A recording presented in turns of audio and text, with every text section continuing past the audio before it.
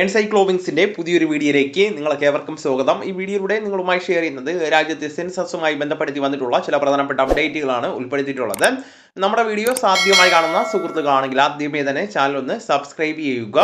അപ്പോൾ നമുക്ക് വിശദാംശങ്ങളിലേക്ക് കടക്കാം.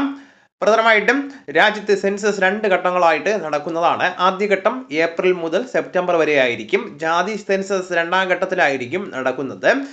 കേരളത്തിൽ സെൽഫ് ഇന്യൂമറേഷൻ ജൂൺ 16 മുതൽ 30 വരെ നടക്കുന്നതാണ്. വീടുകളിൽ എത്തിയുള്ള വിവരശേഖരണം ജൂലൈ 1 മുതൽ 30 വരെ ആയിരിക്കുമെന്ന് സെൻസസ് ഓഫീസർ അറിയിച്ചിരിക്കുകയാണ്.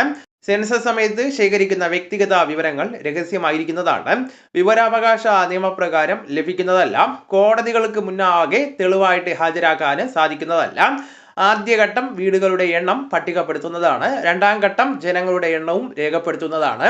സെൻസസിനായിട്ട് കേന്ദ്രം 11,718.24 കോടി രൂപ അനുവദിച്ചിട്ടുണ്ടെന്നും സെൻസസ് ഓഫീസർ അറിയിച്ചിരിക്കുകയാണ്. 19 ഭാഷകളിൽ രേഖകൾ തയ്യാറാക്കുന്നതാണ്. മൊബൈൽ ആപ്പ് വഴിയും സെൻസസ് നടത്തുന്നതാണ്. പൗരന്മാർക്ക് സ്വയം എന്യൂമറേഷൻ നൽകുവാനും സാധിക്കുന്നതാണ്. അപ്പോൾ ഈ വിവരം നിങ്ങളുടെ സുഹൃത്തുക്കളിലേക്കും മറ്റ് ഗ്രൂപ്പുകളിലേക്കും കൂടെ ഷെയർ ചെയ്യുക. നമുക്ക് തുടർന്നും വിജ്ഞാനപരമായിട്ടുള്ള മറ്റ് വീഡിയോസും ആനുകാലിക വിവരങ്ങളുമായിട്ട് വീണ്ടും കാണാം. അതുവരെ ഗുഡ് ബൈ.